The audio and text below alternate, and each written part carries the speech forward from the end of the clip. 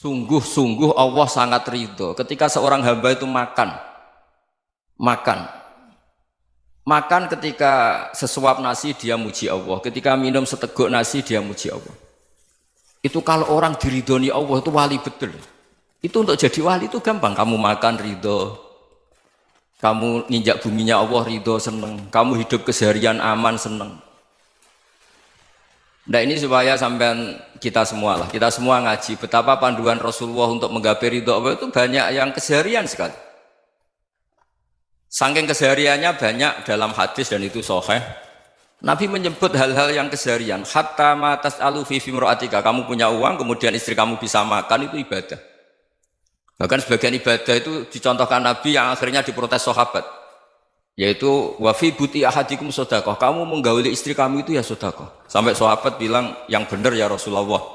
Ayati ahaduna syahwatahu wa huwa lahu ajrun. Masa urusan biologis, urusan syahwat kemudian dia dapat pahala. Nabi menjawab, alaysa lawadu'aha fi haramin akana alaihi wisrun. Bagaimana kalau dia meletakkan ke yang tidak benar itu kan dosa. Nah, hal-hal seperti ini yang saya ingin teman-teman semua. Saya juga agak ingin ngaji demi Anda juga agak ingin. Itu dosa sekali ngaji kok pesanan kelompok tertentu itu enggak boleh. Islam itu untuk semua. Jadi ya cuma karena di depan saya jenengan ya seakan-akan jenengan korbannya. Itu ada ilmunya dalam usul fikih itu. Jadi orang itu harus ngaji usul fikih. Nama yang disebut, mungkin Mas Sufyan masih ingat zaman ngaji usul fikih. Nama yang disebut itu tidak jaminan sebagai prioritas perintah. Jadi misalnya gini, kebetulan yang di depan Nabi itu Abu Dzar. Nabi ya bilang, ya Abu Dzarin ini uhibbuka misalnya, atau ya Mu'ad ini uhibbuka, atau ya Abu Hurairah ini uhibbuka misalnya. Banyaklah riwayat yang Nabi nyebut ya Abu Dzarin, ya Mu'ad, ya Abu Hurairah. Kemudian misalnya Nabi meneruskan khitab, ini uhibbuka, saya mencintai kamu, fakul dubur sholatin, atau sebagian riwayat disebut fala tada'an la dubura kulli sholatin, Allahumma inni ala dzikrika wa syukrika wa husni ibadatik. Saya mencintai kamu, siapa saja. Mu'ad bisa, Abu Dzar bisa siapa? Saya mencintai kamu, mohon kalau habis sholat kamu jangan lupa wiridan Allahumma a'inni ala dzikrika wa syukrika wa husni ibadatik. Ya Allah, tolong kami permudah supaya mudah ingat engkau. Anda tidak bisa mentang-mentang, wong nama saya Parmin, nama saya Purnomo, itu yang diperintahkan Mu'ad misalnya. Jadi yang disebut satu, tapi khitab itu untuk siapa saja. Saya teruskan. Jadi saya mohon semua kita melakukan kebaikan itu kalau dalam kaidah fikih disebut al yakin la yuzalu bisyak. Banyak kebaikan yang kebenarannya itu 100%. Tidak punya efek samping ke pihak lain, ke kelompok lain, ke komunitas lain. Itu tadi misalnya Anda makan dan itu murah sekali, hanya butuh satu piring. Setiap punyaan kamu muji Allah, setiap minum kamu muji Allah. Itu redaksinya Rasulullah SAW disebut Allah sangat ridho ketika seorang hamba makan, kemudian dia memuji Allah, atau minum kemudian dia muji Allah. Logikanya gampang. Negara seperti ini yang kamu harapkan bentuknya kayak apa, mertua, ipar, komunitas, tetangga, itu nyata terjadi itu kan belum pasti. Sementara yang mesti terjadi adalah kamu butuh makan, kalau tidak mati. Butuh minum, kalau tidak mati. Butuh bumi yang nyaman ditempati, kalau tidak kita juga mati. Sebab itu Allah kalau menyebut nikmatnya itu hal-hal yang keseharian. Alladzi at'amahum min ju'. Allah itu siapa? Allah itu yang menciptakan kamu bisa makan. Tidak berlebihan. Allah itu yang menciptakan kondisi sosial itu ideal. Zaman Nabi itu ya ada orang munafik. Orang-orang pilihan Allah itu juga diuji orang sekelilingnya yang macam-macam.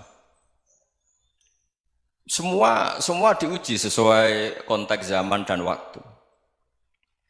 Nah, tapi ada ibadah-ibadah yang selalu disarankan Nabi. Sampai Nabi itu pernah ditanya, ayul islami khairun ya Rasulullah, Islam terbaik itu gimana? Jawaban Nabi itu unik. It'amut to'am. Islam terbaik itu ya makan-makan, yang santai-santai.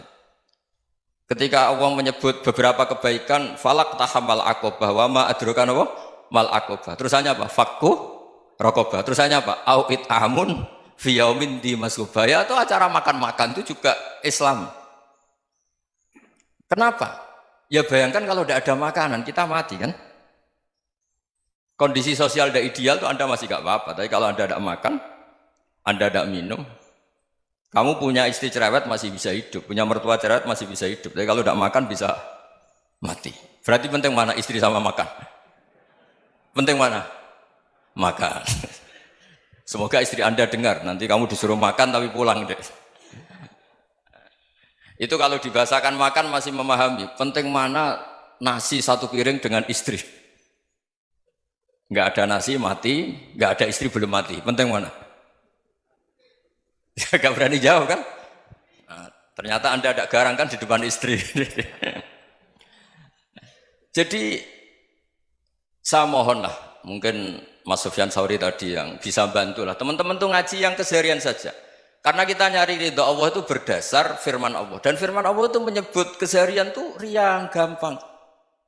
Yaitu tadi misalnya wa min ayatihi manamukum bil laili wan nahar. Termasuk ayat-ayat Allah itu kamu tidur. Maka dulu itu ada guyonan, ada tokoh Mu'tazilah, kelompok dalam Islam yang berpikir manusia itu bisa menentukan ikhtiarnya sendiri. Karena saya bisa duduk, ingin berdiri, berdiri. Karena kelompok ini nggak terima kalau semua kehendak Allah, nanti bagaimana kalau semua kehendak Allah kok ada hisab ya, ada sanksi. Lucunya itu dia akhirnya, ini cerita ya, mencintai seorang perempuan, cantik sekali. Dan itu dia menjadi ahli sunnah itu oleh hal-hal yang sepele. Karena istrinya cantik, ya namanya suami istri itu hubungan intim.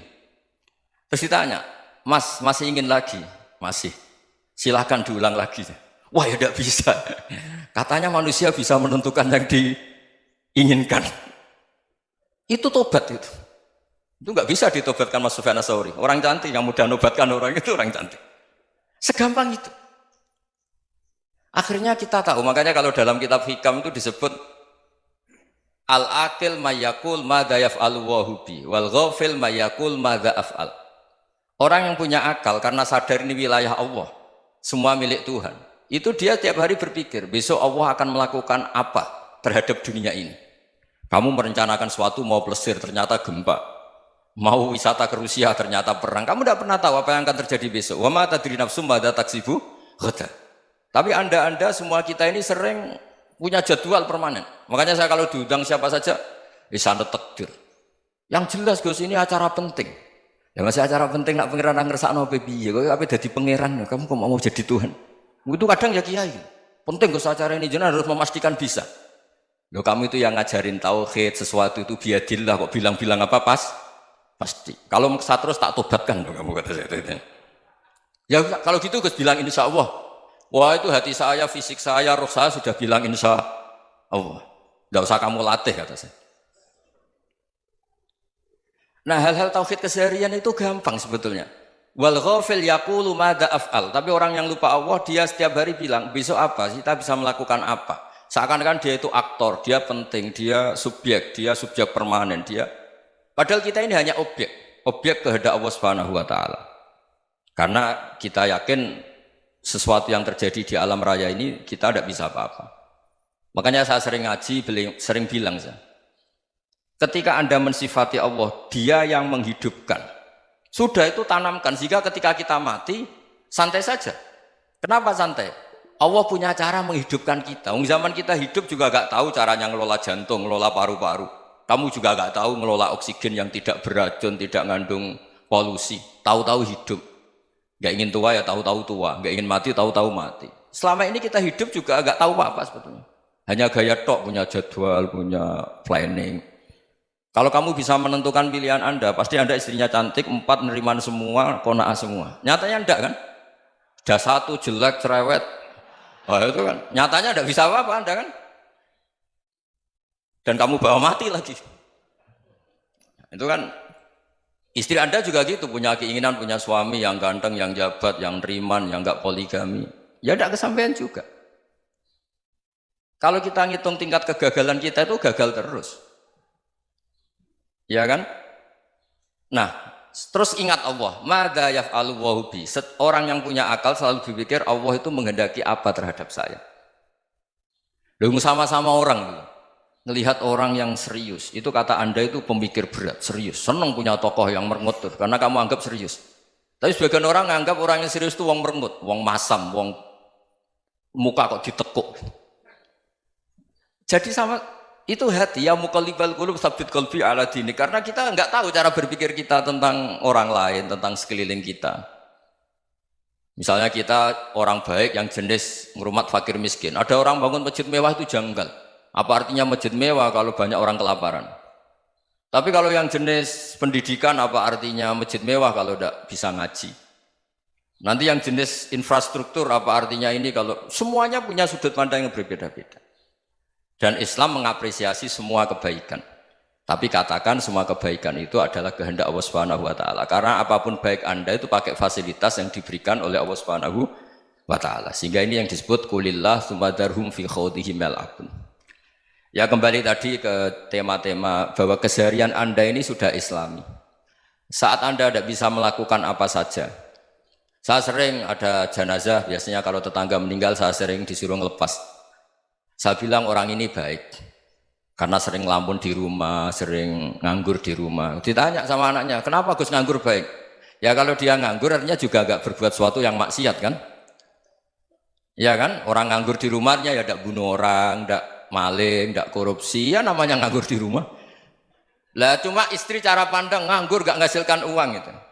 Tapi juga gak menghasilkan kriminal kan? Jadi sebenarnya Islam itu makanya kalau sampai ngaji usul fikih itu ada kitab usul fikih namanya Lubul Usul, itu terkenal sekali di pesantren itu. Itu kalau ngapresiasi keseharian itu luar biasa. Izma min mubahin illa wa yatahaqqaqu bihi tarku haramimma. Karena keseharian yang mubah saat Anda lakukan itu ada kehebatan yang luar biasa, yaitu meninggalkan haram. Makanya dulu banyak orang-orang alim ketemu temannya itu guyon sampai semalaman. Itu biasanya yang semangat Islam itu kiai kok tidak tahajud, kiai kok tidak witir. Orang yang sedang mapan uangnya banyak, malam itu tidak kelayaban itu sudah luar biasa. Melawan nafsu supaya tidak maksiat itu sudah luar biasa. Supaya lupa guyon sama temannya semalaman sampai subuh. Gejlok-gejlokan ngenang zaman miskin, zaman kuliah nggak jelas, zaman apa. Melihatnya jangan tarkut tahajud. Seperti ini meninggalkan tahajud, tapi meninggalkannya ini talkul muharramat. Jadi kayak apa hebatnya? Sehingga Imam Ghazali punya riwayat yang agak unik. Hatta takuna ibadatu akhiri hadil ummah iku an-naum. Sehingga suatu saat ibadah terbaik umat ini itu tidur. Itu kan riwayat kontroversi. Ketika Imam Ghazali tanya, kenapa iya? Kenapa kamu mulai keluar dari rumah itu sudah banyak maksiat? Melihat perempuan yang enggak mahram, melihat fenomena. Tapi kalau kamu tidur itu enggak melihat apa-apa. Tapi juga kamu jangan menganggap tidur itu ibadah betul. Saatnya melakukan fardu ain malah masih tidur. Tapi itu sudut pandang yang menjadikan kita Islam itu gampang. Jadi saat Anda tidak bisa aktivitas apa-apa, misalnya ada beberapa orang yang lumpuh. Lumpuh itu memang nggak bisa Jumatan, nggak bisa ibadah, tapi dia juga nggak bisa maksiat. Tidur itu memang Anda saat itu tidak bisa tahajud, tidak bisa witir, tapi saat itu ada zina, ada maling, tidak gosipkan orang, tidak bully orang, tidak menanamkan kebencian, tidak hasud. Sehingga tidur menurut Allah Ta'ala wa min ayatihi manamukum billaili apa? Wan-nahar. Karena di tidur itu selain ada unsur istirahat, jaga kestamina, juga ada unsur meninggalkan beberapa keburukan. Nah saya mohon ibadah yang keseharian ini kita jaga. Supaya kita semua baca ayat itu fasih. Fasih itu tertanam di hati. Allah itu siapa? Alladzi at'amahum min ju'i wa amanahum min khauf. Dan Allah kalau cerita di Quran itu anna subabnal ma'a subba summa syaqaqnal ardon wa syaqqa fa'ambatna fiha habba wa inaba wa qadba wa zaituna wa nakhla wa hadaika hulba. Kamu tahu saya ini siapa, kata Allah. Saya ini adalah Tuhan yang menurunkan air, kemudian ada tanaman banyak. Habba wa inaba wa qadba, ada zaitun, ada tin, kalau orang Jawa mungkin ada tela, ada padi, ada mangga, ada pisang. Sudah. Wa inaba wa zaituna wa nakhla wa hadaika hulba. Ada perkebunan yang lebat. Tujuannya apa? Mata Allahkum, silahkan kamu pakai, kamu nikmati. Tapi karena kadang kita ini punya ide-ide besar. Tadi untuk syukur saja nunggu punya istri riman, rumah baik, tetangga baik, komunitas baik, semuanya baik baru syukur. Lama-lama nanti ada di surga, syukurnya nunggu surga paling kelas A. Itu sudah ada yang menghuni Rasulullah, kamu nggak boleh di situ. Masa untuk syukur saja? Repotnya Masya Allah. Jadi mohonlah Quran yang kalau Anda hafalkan juz sama itu kan ada ayat-ayat yang kayak tadi. Ya, fal yang dzuril insanu ila ta'ami. Coba lihat. Apa yang kamu makan ya? Dari mana? Dan untuk mempertahankan hidup kamu keseharian. Jadi jangan kira ibadah itu harus membentuk komunitas yang versi Anda. Ibadah itu harus yang hal yang mulu-mulu. Kesehariannya Anda alami. Loh ini saya tidak bikin-bikin. Saya ngaji bukan karena berdasar pesanan. Itu ayat yang saya bacakan betul ada ayatnya kan. Fal yang dzuril insanu ila tu'ami anna sababnal ma'a sabba thumma syaqqaqnal ardo syaqqa fa ambasna fiha habba wa inaba wa qadba wa zaituna wa nakhla wa hada'iqa ghulba. Terusannya apa? Mata'al lakum, silakan kamu nikmati. Mata itu silakan kamu nikmati. Ya kayak sampean dikasih hidangan ya makan. Ya sudah makan, habis makan ya minum, habis itu ngantuk ya tidur. Ya sudah normal-normal saja. Kayak apa indahnya Islam? Tapi Anda mencari Islam yang gimana lagi? Nah itu yang diajarkan guru-guru kita, diajarkan sanad kita sampai Wali Songo, sampai Rasulullah SAW. Bahwa pada akhirnya ada jihad, ada perang. Itu dulu memang perang, bukan membunuh, beda. Dulu kita dijajah Belanda ya perang, dan itu normal karena kita dijajah. Jadi ketika orang lain ingin baik sama kita, wa in ahadum minal musyrikin astajaruka ya fa'jirhu hatta yasma'a kalam Allah. Kalau mereka ingin baik ya kita baik. Makanya ada istilah musta'man, mu'ahad. Kalau mereka ingin damai, berdampingan dengan kemajmukan ya itu yang lebih baik. Karena memang Islam menghormati proses perdamaian. Wa in janahu lis-salmi ya fajnah lah. Kalau ingin damai ya kita harus